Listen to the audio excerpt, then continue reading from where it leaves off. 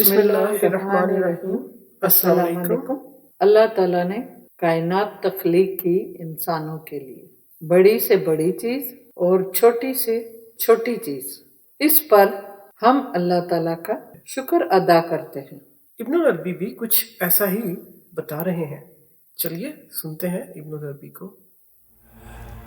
یا رب کریم، تو نے اپنی مخلوق کے لیے ہر طرح کے میوے، خوبصورت سبزہ زار اور خوبصورت پھل اس سرزمین میں پیدا فرمائے۔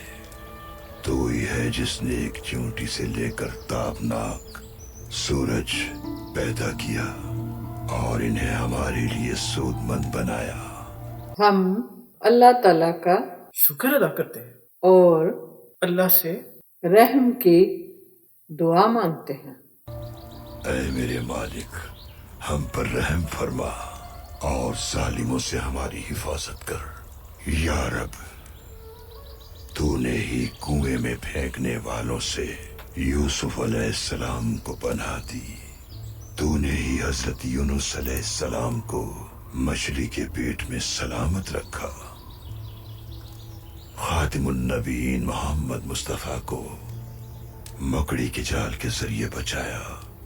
جیسے کہ اللہ آپ نے انبیاء کی حفاظت فرمائی اور ان کی دعائیں قبول فرمائی، اسی طرح ہماری دعا بھی قبول فرما۔ جی یہاں دیکھیے ابن العربی اللہ سے کیسے فریاد کر رہے ہیں۔ ہم عاجزی کے ساتھ تیری بارگاہ میں دعا کو ہیں، جو تیری راہ میں جہاد کرتے ہیں اور دین کی خاطر برسر پیکار ہیں، انہیں تنہا نہ چھوڑنا کبھی۔ بے شک تو ہی مدد کرنے والا ہے، تو ہی کرم کرنے والا ہے، تو ہی مہربان ہے، رحم فرما ہم پر۔ خاتم النبیین کے صدقے میں دعاؤں کو اپنی بارگاہ میں قبول فرما، قبول فرما، قبول فرما، آمین۔